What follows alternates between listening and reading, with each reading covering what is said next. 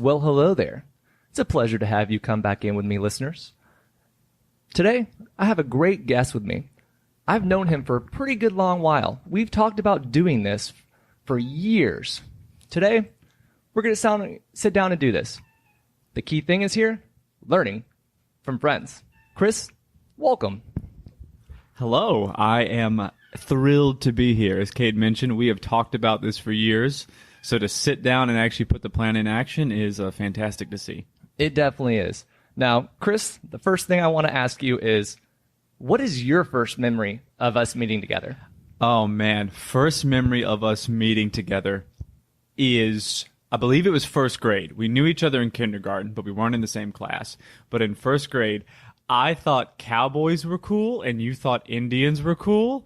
And I remember there was not a debate, but one of those juvenile first grade moments of like cowboys versus Indians.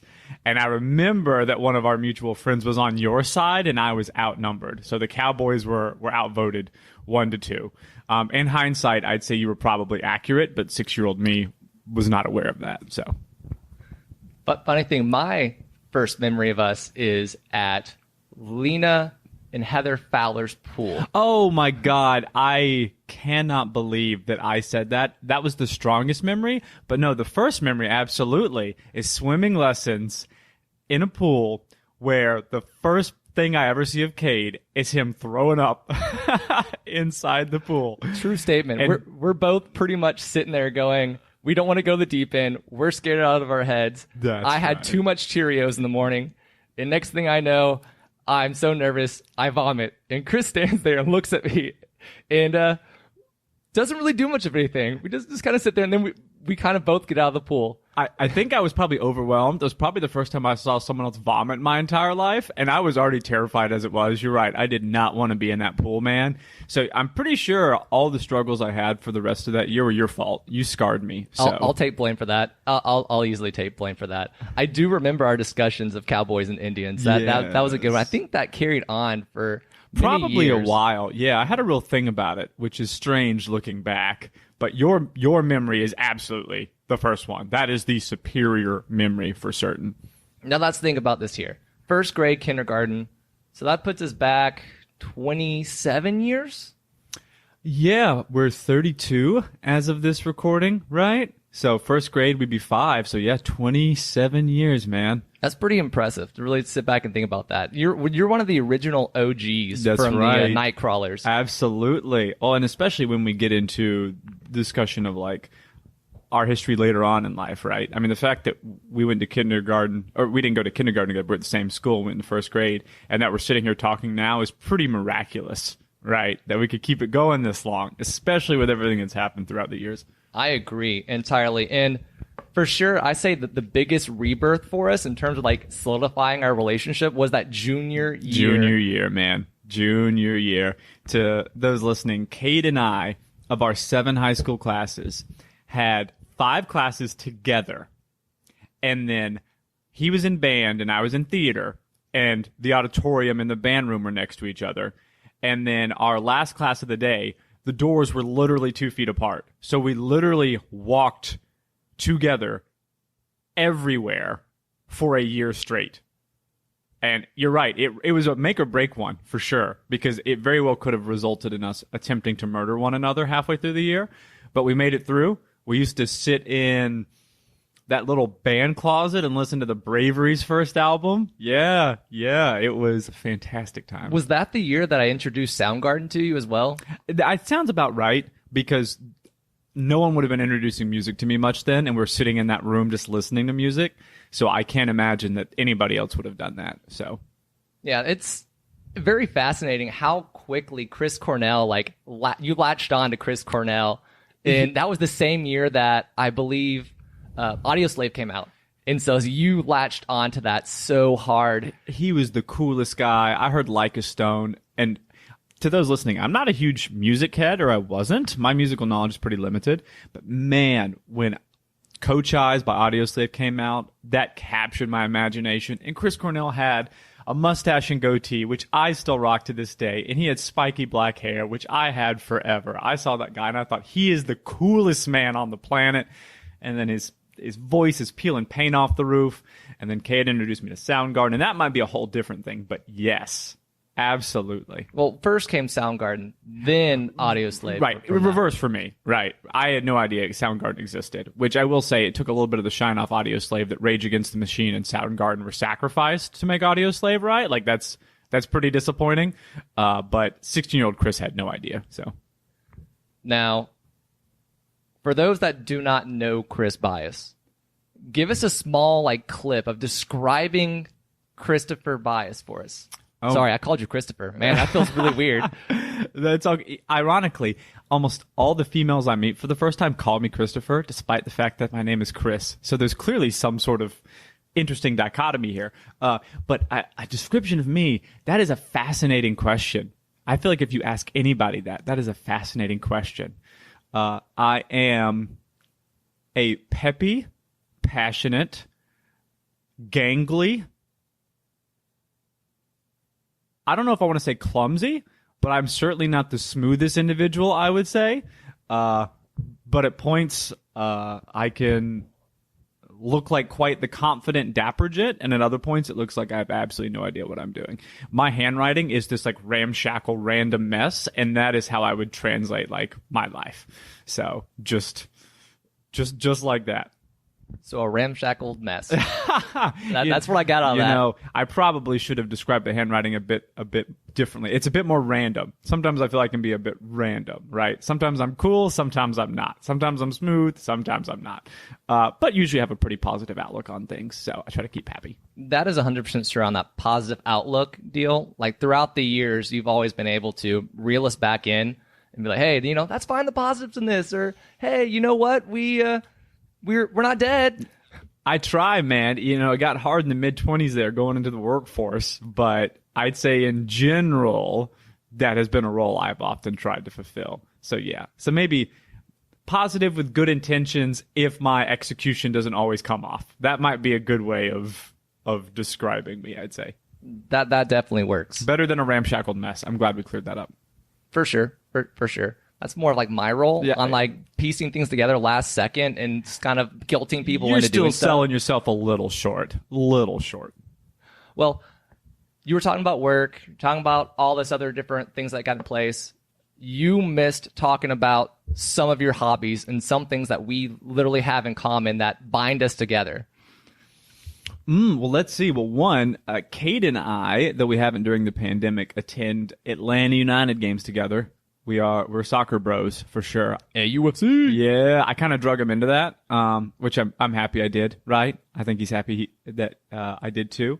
But one I didn't have to drag him in, and this is one there a lot of people are going to probably roll their eyes on. This is the divisive one: is we have been fans of professional wrestling since as long as I can remember. As long as I can remember, and we still are.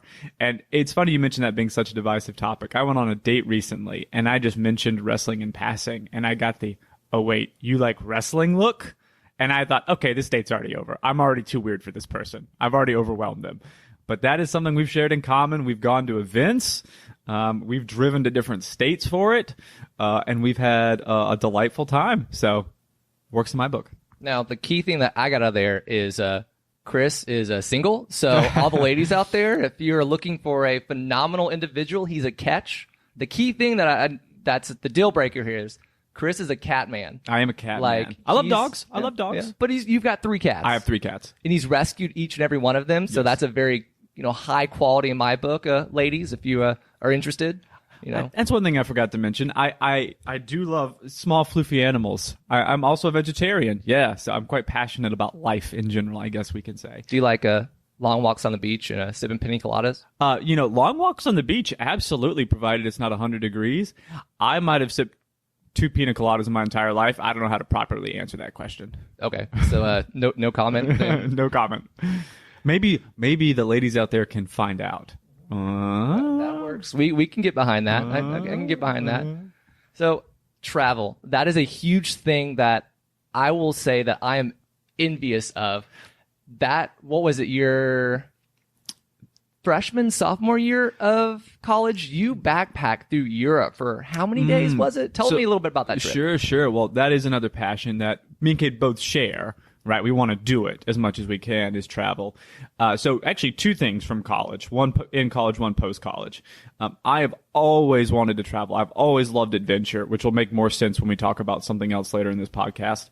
And I never had the chance to travel outside the country, and an organization called the International Student Volunteers came to the University of Georgia. It was my junior year, and they were doing trips where it was 2 weeks of volunteer work and then 2 weeks of just touring. And they went to places like Thailand, South America, New Zealand, and I was enchanted by their pitch, right? Like hook, line, and sinker, I was in. But I didn't have the money to go. But my aunt and uncle, who are like a second set of parents to me, they never had any children. They spotted me for that trip.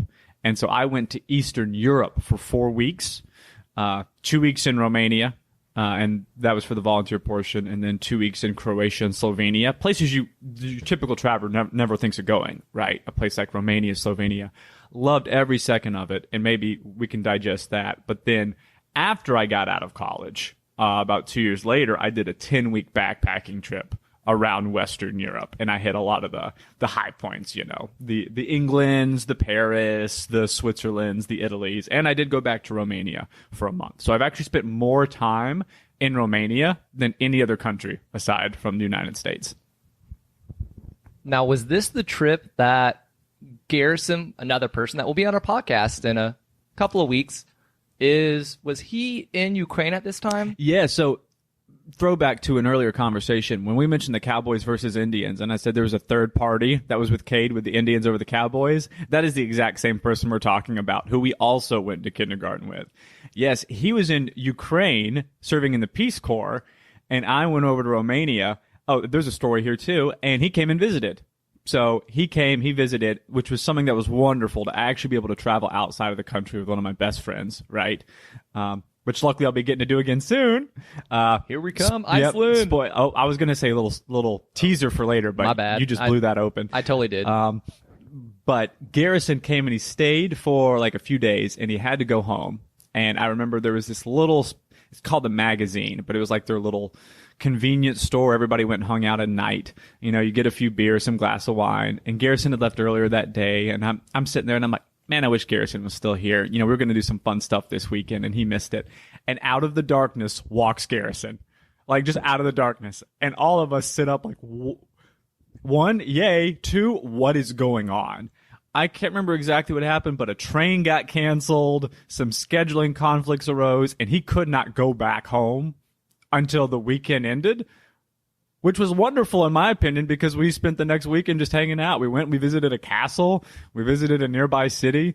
So it worked out great for me. I don't know how he felt about it, but I feel like he had a good time. So yeah, that was one of the most like envious things that I've had of you, of doing that 10-week long trip across Europe. That is just phenomenal when it comes to this. I got to make a side comment here real quick. Like, Chris is staring over watching the Tottenham Hotspurs game versus West Ham, and it's game. hilarious. I love it. It's a passion of you that comes up that is just, I mean, Chris and his Tottenham Hotspurs, he gets up, he is so loyal, he gets up at like 5 o'clock, 6 o'clock in the morning to watch the game live. It's just impressive. You know, it's actually really funny because I thought about turning the game off, right? But I was like, no, I can stay focused and answer all Kate's questions and have it on the background. But you talk about loyalty. You keep calling them Tottenham Hotspurs, and it's not plural. It's just Hotspur. And so mentally, I was like, that's not right. That's not right. So it shows how much I know soccer right now. That's besides MLS, it's okay. I'm out. He's learning, man. He's learning. There's nothing wrong with it. Now, how did you get into soccer? That's one thing that I don't know. How did you get there? I played soccer more than any other sport growing up. That was my main sport, though. I stopped in middle school. In part, I wish I would have gone back and played much more seriously because as a kid, you know, you're just kind of doing it for fun. But I've had quite a few serious knee injuries. My kneecaps have popped out of place 6 times, 3 on the left knee, 3 on the right. And some of those resulted in some pretty long rehab stints and a large amount of time spent on crutches. So, you know, when your knees have a tendency to pop out of place when you're younger, soccer is not the optimal sport usually to take part in, but you know, once you play it, you know how it works, you know how difficult it is. Love for the game carries over. So That's true. Now, speaking of injuries, I have a back issue that I'm going to send you a bill for as I get older. Tell them about this game that you used to play that I'd never liked playing whenever we would get off the bus, going back to the classrooms. Oh, my God. So, Cade and I not only went to kindergarten together, but our parents taught at the same school for a period of time. So, it's probably around, I don't know what grade we were in back then. We were in middle school by this point. Middle school probably, where we'd all go and we'd stay at the elementary school in the morning where our moms were before we got on the bus. And Cade, for whatever reason, insight into Cade, refused to use a locker. Refused. And he would put every single book, note, anything he had into a backpack and carry it on his back. He probably had like 30 pounds of gear in his backpack, on his back at all times. So for one, his back was getting messed up no matter what I did. That being said, I wasn't a great influence because one day he was walking down the hallway, and I don't know what it was. It was like a shark that smelled blood in the water. I saw that backpack, and I thought, you know what? I'm going to run up, and I'm going to jump on top of that backpack. And as I was thinking it, Kate turned around and looked at me. I looked at him. We met eyes, and he knew that I was going to sprint over there and jump on that backpack. And man, he took off down the hallway, running as fast as he could, backpack bouncing. He got right to the door, but it didn't matter. I leapt atop that thing like a tiger pouncing on some prey. I was like a jackal. What's the word? What's the little like hyena? No, the deer that have like these. Antelope. I felt like an antelope being attacked by a cheetah here. There was 1,000%. No fun. That was 1,000% it. Does 32-year-old Chris find that to be irresponsible and mean? Yes. But like, was 7th grade Chris remotely thinking about any of those things? Not at all. I just wanted to really jump on that backpack, and I did. So he probably has permanent spine damage from that. But if you don't give your friends permanent spine damage, hey, you're not having fun, right? Yeah, it's true. And then he almost broke my ankle one time with his car. Yeah, not my fault. We're at a Sonic. Cade sticks his leg out of the car, out of my open door to rest it, because I think we've been playing football or something, right? And I reach out and to close my door, and I shut it on his foot, like hard, right? Like I'm slamming the car door.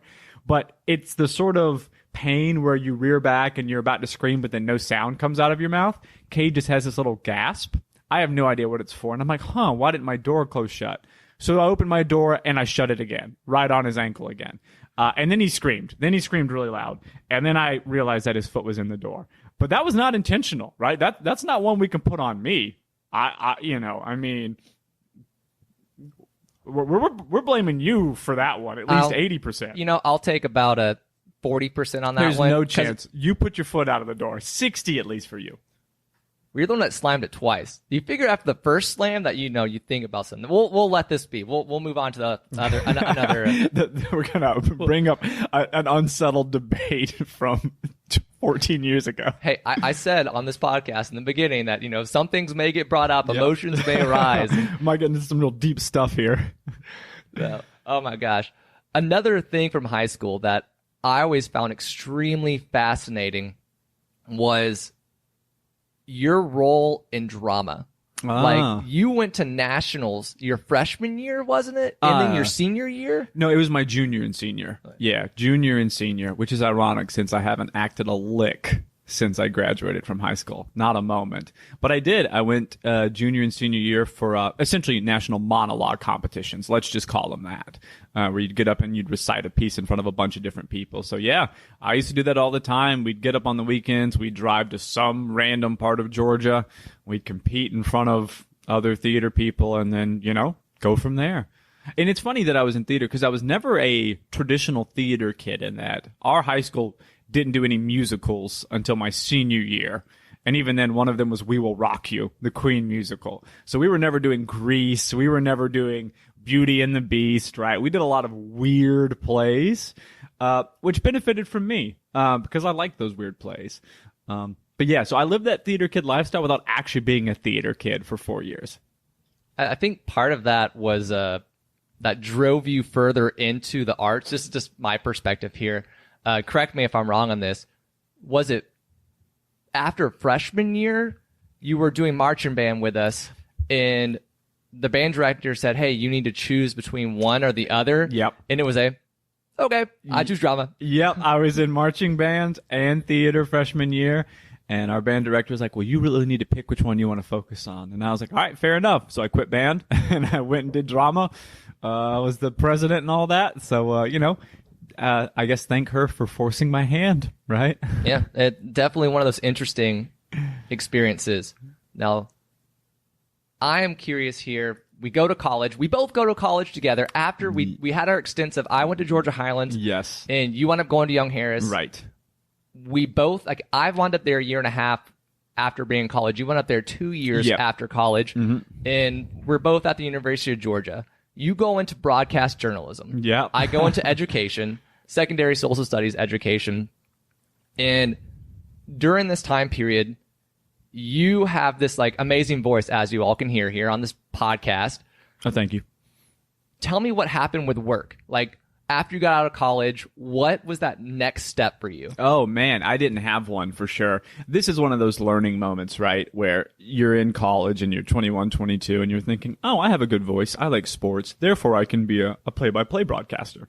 And that's not how it works, right? There's no path to play-by-play broadcaster. It's usually a producer or someone that already works at the station in some other capacity, right? And it's important to get work experience, and I didn't have any of that, right? I did a semester at UGA's local station, but I didn't get an internship in Atlanta, right? I tried, but Athens was a bit too far, and no one really wanted to take that chance, I guess. So I go to school for something that I have no practical experience in a field that's incredibly important to have practical experience. So I got out of college, and I didn't know what the heck I was going to do. I remember the organization that I first traveled with in college, International Student Volunteers that I mentioned, I remember that I thought I had a job soon up for the semester after that. I was going to go around and recruit people. And then like 2 weeks before that was going to happen, they changed their plan and that fell through. So I had no idea what I was going to do. So I moved home and I started working at Books A Million as a cashier. I sold books. But it didn't last too long because I did get a job as a sports writer for our local county paper. So I actually did use my degree for something related to sports. That did happen. I won't lie, though. That job, as fun as it could be, going to events and recording stats, as fun as it could be, was terrible. I developed a twitch in my left eye. The stress was insane. And they laid me off after 6 months because they couldn't pay me, of which I was grateful for because I didn't get fired. And so I could put it on my resume. And then I had no idea. I worked at Books A Million for like another year and a half. It was very much that time of the mid-20s where you have no idea what you want to do with your life. And I certainly didn't. That's true. After that, you went on to a recruiting website in order to try to get your next job. You wound up at MemberClicks. So actually, my aunt knew a recruiter. I'm not one that normally has connections. This is the only connection that I had. She knew a recruiter, and she said, you should get in touch with this recruiter and see if she can get you a job. So I did, and she said, hey, Chris, there's this great opportunity at an IT firm in Atlanta. And I thought, well, man, I don't know anything about IT, right? And it's in Atlanta. At the time, that was like an hour and a half away from where I lived, in traffic, in the teeth of traffic. And she goes, no, trust me, it's a great place. I said, I'm not sure. She said, they have beer on tap in a nap room. And I said, I can give this a shot. I can give this one a crack. And so I did go down and apply to be a customer service position at a tech company. And I worked that position for 7 years. In hindsight, how in the heck I survived 7 years working a phone call customer service position for a tech company, I don't know. Clearly, it was just the instinct to feed my children, my cat children, or pay my mortgage. But it did allow me to actually pay the bills. So. And how long have you been with this company now? Let's see. Now would be, well, probably only 7.5, because I guess the happy ending to the story is I was promoted to a web design position over the summer. So I am now a web designer, which is much more my speed and much more something I enjoy. I work from home, which is great. My office is upstairs from where Kate and I are sitting at this very moment. My cats love it. They're big, cuddly floofy, so they're big fans. They're big fans of it. So probably about 7.5 years at this point. And that's pretty impressive to be able to do that. I'm now on my 6th or 7th school over 9 years of being in education. So being able to have like a steady place is quite nice. Now, being in between these different jobs does not mean that I'm a terrible teacher. It just means that I've had several opportunities to be able to jump between classrooms and things that pop up. So, But you just change schools. That happens, especially when you're a newer teacher, right? Depending on your position. That's not unusual at all. 9 years, newer teacher. Sure. We'll go with that. Well, within the first 10 years, I'd say. Yeah, I've had pleasure at working all different types of jobs over the years. And I definitely want to say to Chris, you were so flexible and constantly going between, almost like a chameleon of jumping between all these different opportunities you had. Now, there's something that you have not mentioned yet. Ooh. That is extremely important, that helps you pay the bills and keep yourself afloat so you can be able to work on your true passion here. Oh, yes. What is this passion that I'm going to let you reveal it? Sure. Well, the reason why when I earlier said I didn't know what I wanted to do with my life, I did, but the thing I want to do is not something that pays the bills for 99% of people that do it, and that is write. I have always wanted to be an author. I love to write. Adult fantasy is my forte, I guess we can say. I've written 2.5 books at this point.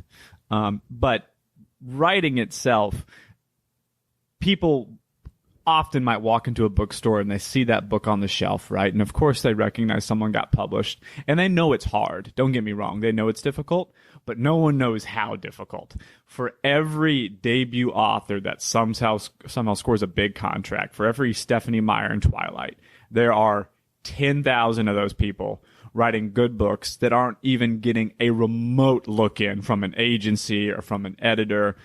And a lot of my struggle in the 20s came from the fact that I naively and quite stupidly told myself, oh, I'll write this book and it'll be good and someone will want to buy it and then they'll buy it and I'll be an author.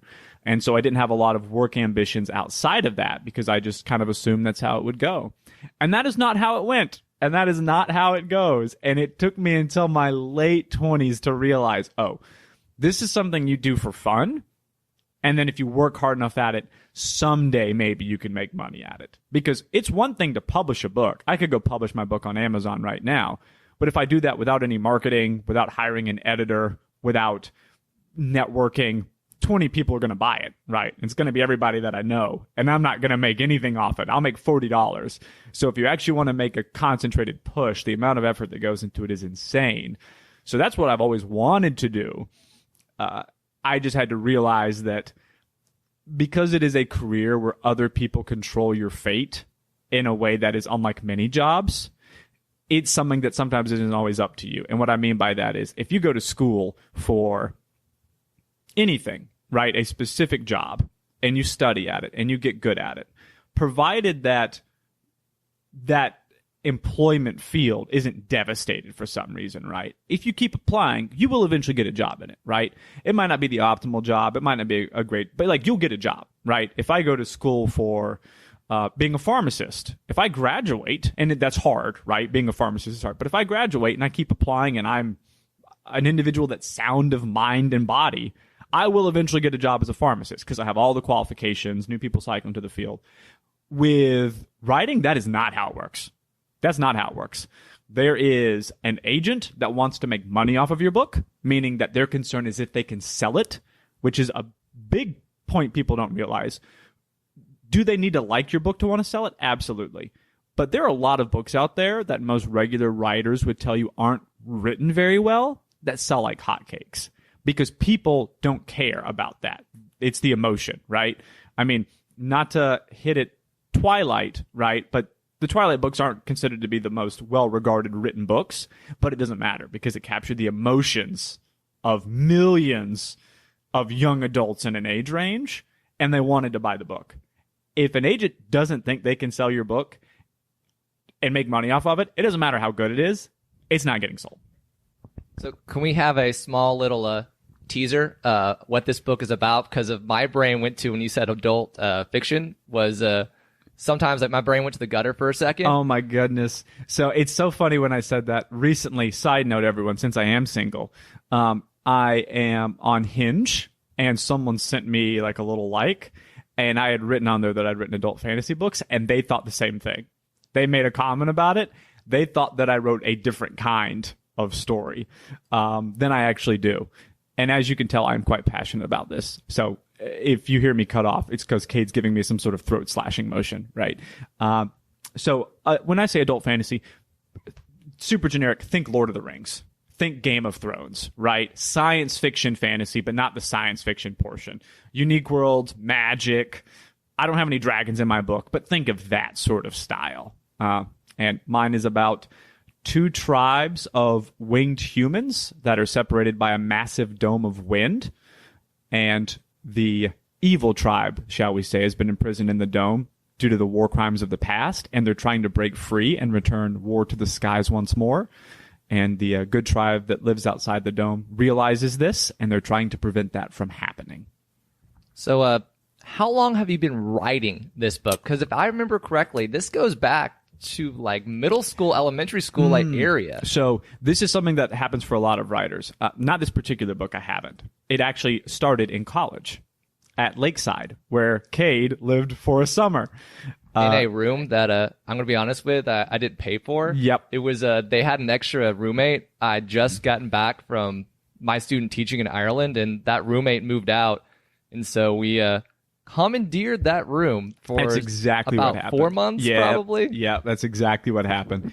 But one thing that happens for a lot of writers is when they're growing up, they have these grand designs, these grand ideas, and I had the same thing. I'm going to write a 9-book series, this epic, sprawling saga, right? And then one day you realize, wait, I've never written anything. I couldn't string together 20 pages of a good short story of like science fiction fantasy. How in the world could I ever write 9 pages of anything? And that's what happened. In college, I realized all those ideas I had in elementary school, middle school, and high school, that they were all crap. They were all terrible. And so I was at Lakeside, and a commercial for a video game came on, and it involved winged humans. I don't want to call them angels because that has a religious context, but that's what they look like. And I thought to myself, I don't see a lot of books about winged individuals. I could write a book like that, but if I did, what would it be about? And then I just brainstormed. So I spent college brainstorming it, and then I started writing it when I got out of college. Wrote it. It was awful. It was this massive, awful, terrible mess. And then I pretty much completely rewrote it. And then I cut it in half. And then I rewrote that as well. So at this point, I am essentially done with rewriting that, because you can write the one book your whole life, but it's not advisable. There's a common saying in the field of writing, which is you have 1 million bad words in you, so you best start writing now. And so I'm taking that to heart. You need to write more. You need to get better. But all in all, I've probably actually worked on what's 2 books now, because I split it for about 8 years total. I'm now writing my 3rd unattached book. It does not have anything to do with the first 2. Now, I remember that you took a master class. You went to a couple of conventions, was it? Like writing conventions? Yep. How did you find out about this process to become a writer? Because as you said, for years, you had no idea. You just kind of were going at it and just writing. Writing, when I say it is difficult to get into, is an understatement. I would say writing my first book was like these last 8 years have been like going to college to learn how to go to college, because no one tells you how you're supposed to do anything. You're not any good. Let's be clear.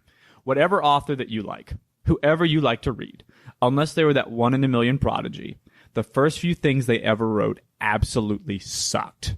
They sucked. And someone read them and they told them it sucks. And then they went back and they rewrote it and it sucked a little less. And someone says, hey, it sucks a little less. And then they went back and they rewrote it, and to the point where someone said, I wouldn't be offensive showing this to my family, right? And you repeat that process ad nauseum until you actually get to the point of being considered readable. And that's not even publishable, right? That's a different topic. And I learned this the hard way for sure. And it wasn't a master class. It was something similar, though. I actually took a class with a fantasy author that has over 50 international best-selling books. I did do that. But before that, I had written my book, and no one had read it. And I thought, well, what do I do now, right? If I want to go traditional publishing, well, when you traditionally publish, you don't just send your book to people. They'll usually ask for a query where you have to take your entire book and you have to condense it down into about 300 words. And you send it to them and they judge whether they want to read more of your book based on that or not, right? And they judge it based on its length, based on its genre, right? Based on all that. And so I wrote a query and it sucked. And so I was looking up anything about writing, and I saw there was an Atlanta Writers Conference, and they would bring in agents and editors to read over your stuff. You have to pay for it, right? But they would read over your stuff, and they could request more if they liked it, which is unlikely because oftentimes this is a general statement, but an agent might take on 5 clients a year. 5 clients a year, right? They get hundreds of queries every single day, and they take on maybe 5, 6 new clients a year. So the odds are low, but this is how you get someone to read something. Because the thing about writing is, no matter how good you think you are, 1, you're not. I'll go ahead and say that. But 2, someone else has to read it, because something that makes sense in your brain likely won't make sense on the page, because you know how it operates, but maybe you don't explain it enough so that someone who doesn't know how it works can understand the concept. So you have to have multiple eyes getting on it. And I won't lie, that first writers conference, I sent my stuff in to one of the biggest editors at the largest publishing house in fantasy. I'm not going to say their name in case I ever get sued for slander or something, right? And it was my first 20 pages. And that thing looked like a murder scene when it came back. The amount of red that was all over those pages, oh my God. It could have dyed my hair a different color, right? Absolutely eviscerated it. I remember in her notes for the positives, there were 2 sentences. I can't remember what one was, but the other was like, the world seems interesting. That's it. Wow. The world seems interesting. And then the next page and a half of the notes was everything that I had done wrong. And this is your first lesson.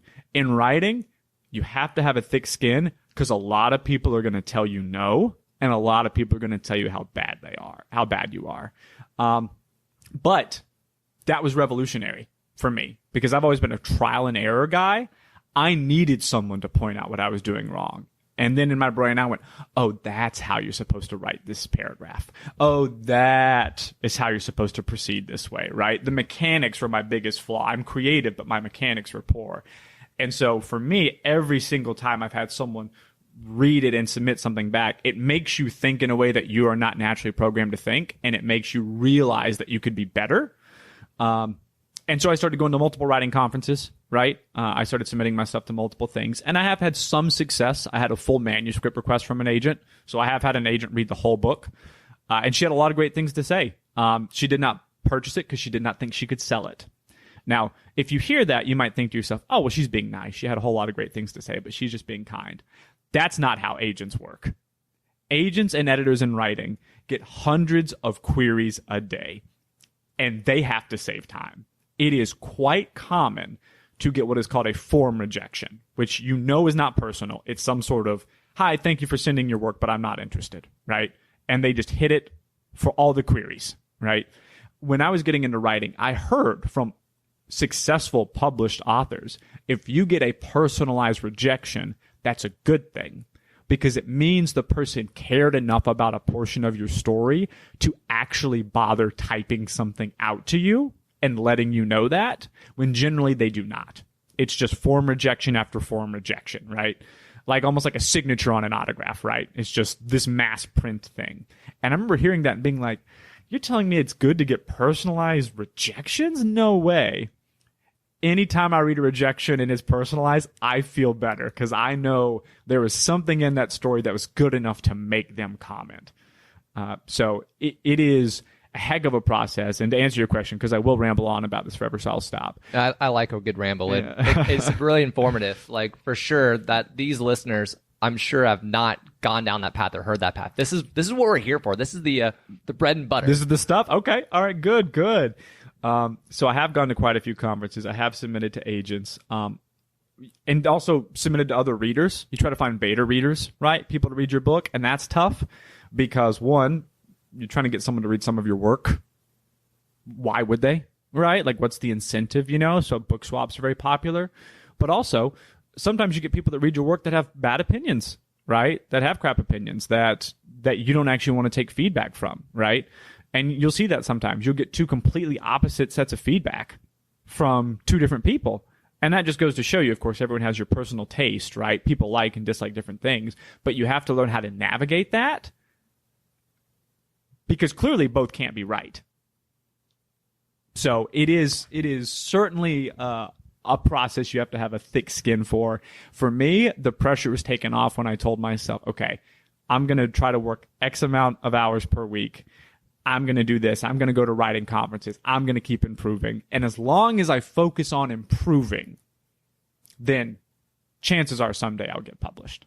By telling myself I had to get published, that put an unnecessary burden on me, because it's not something I could really control from a traditional publish standpoint. Again, obviously you can self-publish, but you got to make sure you do the right marketing. There's a lot. You're kind of running your own business at that point. And at some point I will try that if I can't get traditionally published, but I would prefer traditionally published first. So I had to tell myself, keep improving. As long as you keep improving as a writer, someday someone's going to want to read it. This is extremely enlightening to kind of hear how in depth you went with me today of talking about all of that process, that dedication that you've had, because this has been years in the making. And you guys are lucky that you're getting the inside scoop here from this future famous author here. Man, you'll hear any writer say it, if any major traditionally publishing organization would publish mine for a pizza, right? If they're like, all right, Chris, we'll give you a pizza, but we'll market it like a normal book, I would bite their hands off for it, right? I would snap their hands off for it. So that is the hope that someday that happens. If not, I plan to keep writing, 5 or 6. And if by the time I'm 40, I'm not published, then make the self-published push, put some money behind it, right? Try to make the connections, because it is an ever-changing world.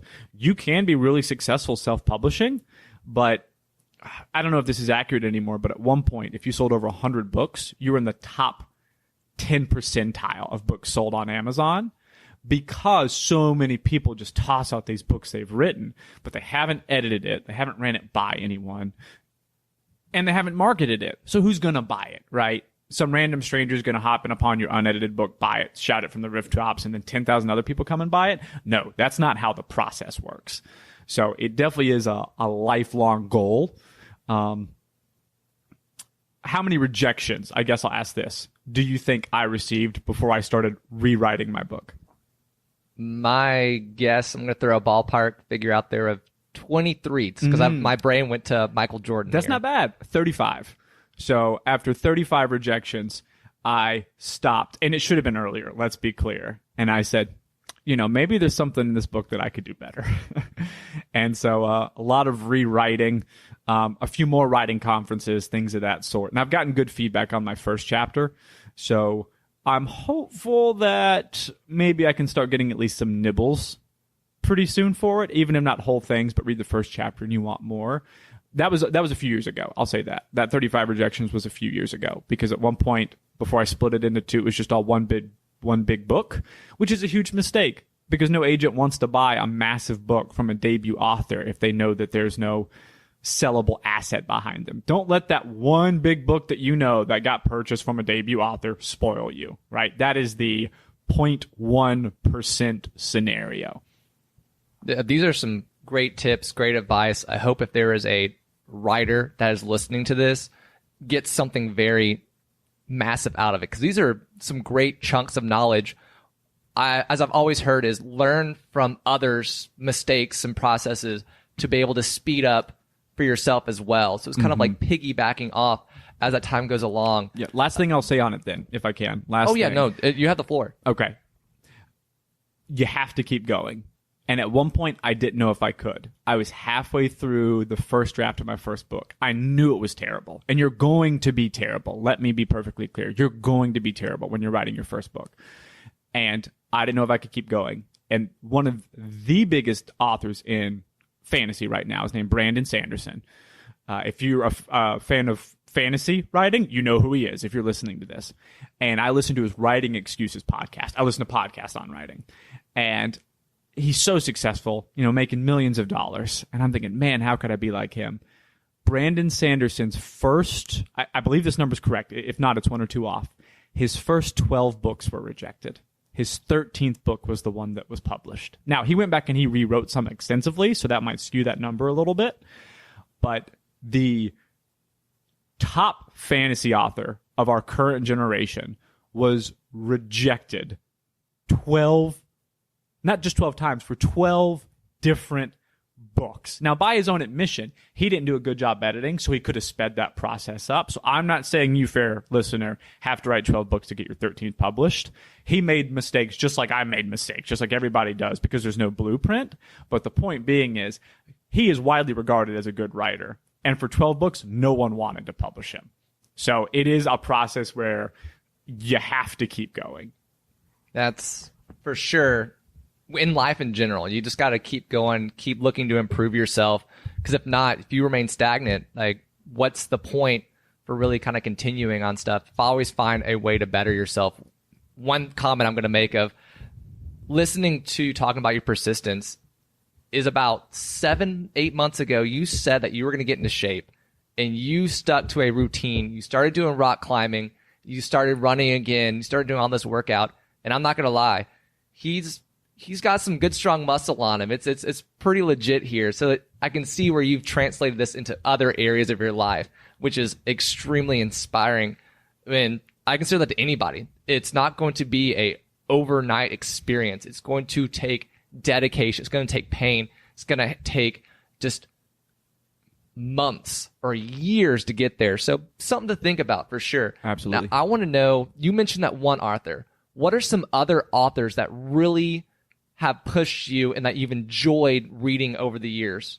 So the OG fantasy series that made me love fantasy, and many people, this is going to pop up, Robert Jordan, The Wheel of Time, which, if that sounds familiar, they're producing a series on it. The trailer just came out a few weeks ago. I'm torn between I wanted to watch it and it be great, and also it was kind of like my initial fantasy baby series, so I'm also probably going to be super critical. I hope not, right? Hope I enjoy it. Robert Jordan for fantasy, he's the one that when I read it, I went, oh my God, I want to be in this world. The Chronicles of Amber by Roger Zelazny changed my writing life, because that man took what someone would take in 400 pages and he did it in 180. His pacing was insane. Honestly, I probably would have been set to write your traditional big, long, dense, epic fantasy. And then I read a book like The Chronicles of Amber, where he has no regard for sitting around and waiting. He just makes everything happen at once, and it was fantastic. So for any person thinking of getting into fantasy, Wheel of Time is one of the originals. Lord of the Rings, of course. Everybody knows Game of Thrones at this point, right? And The Chronicles of Amber. And then Mistborn by Brandon Sanderson. All those are great. Also, just read books on writing. Stephen King's On Writing is a fantastic example. Stephen King had written 3 books. He was working at a laundromat and had 2 children, living in some crappy apartment with his wife when his first book got published, right? It is a struggle, but with writers, if you love it, it's something in your chest that you just can't ignore. I would much rather prefer to not like it, because then, man, I could go learn how to fly a plane. You talk about me getting in shape. I could devote all those hours to being in shape. I could be some triathlon runner right now, right? But when you write, you just have to do it. So just keep doing it. That's it. Just remember why you're doing it. You're doing it because you want to, and then everything else will eventually fall into place if you keep up with it. For sure, for sure. Now, I'm going to go backwards a little bit we're going to leave the book topic, because that's just, oh my gosh, we could talk for days about that. I can tell your, me. Yeah, I can tell your passion on this. But throughout your entire life, who has been some of the most impactful people in your life? That's a great question. Well, the obvious answer, but it is true, is, of course, my mom and dad. I'm lucky in that I have a great relationship with my parents, right? I know not everybody does. I always have. That's been fantastic. Mom, always tries to beat me to sending me a happy hump day message on Wednesdays, right? She got out a text message yesterday for me to be safe while climbing. And, Dad and I, we have common ground with skiing. We love to go snow skiing together. Sorry, off topic, but those are influential. But someone aside from the parents, throwback to when I traveled for the first time and I said an aunt and uncle that didn't have any children paid for a trip. My Uncle Bud and Aunt Carolyn were like a second set of parents to me.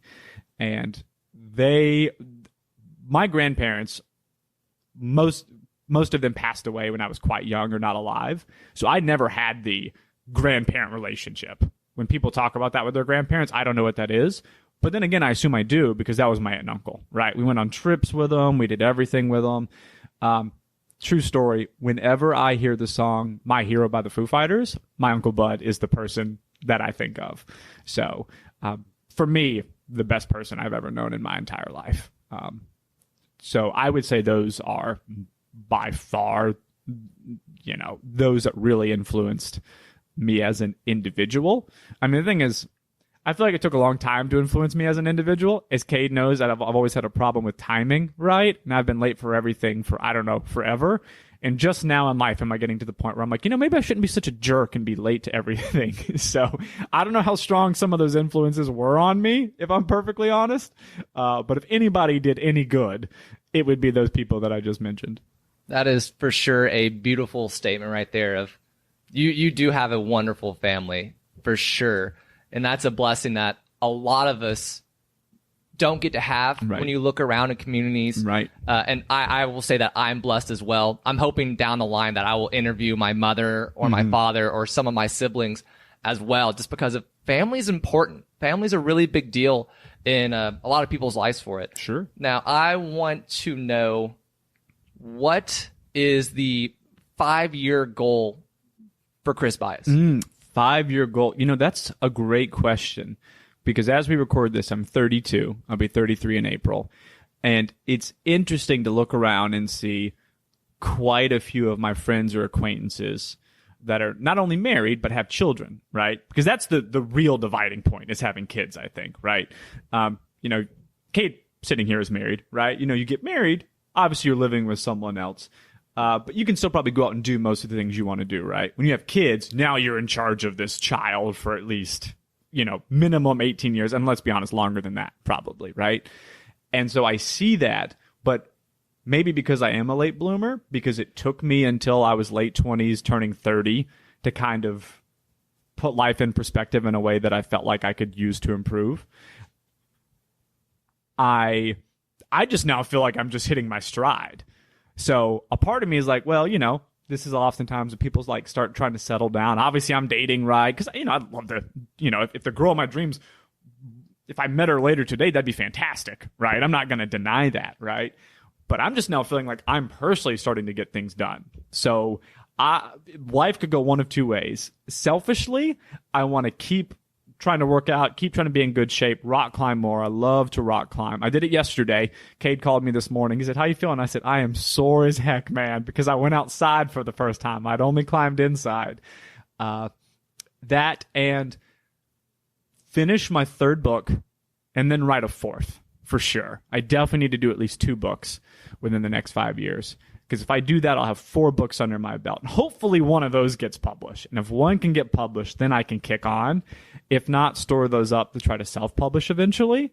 But during that time, it'd be nice to find a lady that wants to travel, right? That wants to go and see the world, that wants to have some fun, right?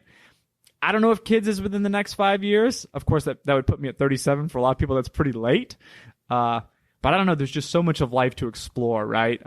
We're recording this in my townhome, so I have my own home. Just me, right?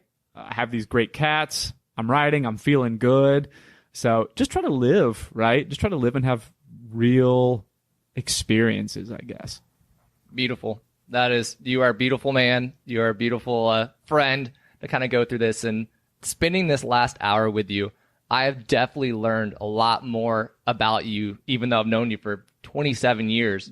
Just hanging on to it for a podcast like this, right? I knew from all the talk a few years ago when you wanted to start it, I was like, I'll save all the good stuff, right? That was clearly my intent. So, and for sure, this has been probably 5 years in the making of us talking about this and doing this. And we finally sat down at this table. This actual set of microphones that I'm using comes from a podcast kit that Chris bought yep, when he was living at his apartment. So and I was practicing sports broadcasting. So I don't know if I was the first person Cade brought this up to, but I was definitely one of the early ones. So to be here and doing it now, right? Just things come in full circle with my mic equipment. Well, there's a reason that you're number one when it comes to doing that. I mean, of course, right? Fair enough. So no denying that. Well, we're going to wrap this up. I appreciate everybody that stuck with us for the almost hour here. It's been a pleasure to sit back and learn from friends here. So thank you, Chris, for spending your Sunday morning with me as you're watching the Tottenham game. And we lost, by the way. Having some tea. Oh, we lost. You see that? I was clearly focused on the conversation. I didn't even bat an eye, right? You didn't even notice. I didn't. I could just see your eyes every so often going. But subscribe, like, join me over the next couple of weeks. I'm looking forward to interviewing. I've got about 10 lined up that are over the next couple of weeks that we're going to kind of put out there. So absolutely something you should listen to, and I say that not just as Cade's friend, right? Getting to know the actual local experience of real people is something that is underrated, I think, in life, right? Yeah, I feel that we hear so many celebrities and we hear everybody's wanting to get that next big person. My brain's like, hey, I've got these amazing friends that I've known my entire life. Why not share their story and share? Everybody has their own experiences to it. I think the next guest that I'm going to have runs a bread route. No one thinks about vendors of what you're buying in stores. So I'm excited to get that story. I have this individual beautiful man that does writing. I have some teacher friends, and I've got just a wide variety of people of influences for it. Walk around and talk to people that are your friends, and they can teach you something that you've never thought of. You just got to sit and you've got to ask. You've got to poke a little bit further. You got to be patient with them and show true interest and love in who they are. Because of the people that are experts and love to talk about are themselves. It's just a true statement. Yeah. And on that note, whenever you write characters, it's important to recall that in everyone's mind, they are the protagonist of the story. They are the main character. And so someone that you believe that is a side character that doesn't have much interesting to say, in their minds, they're the leading role. So sit down and talk to someone and figure out what it's like for them to be the leading role, to see that from their perspective.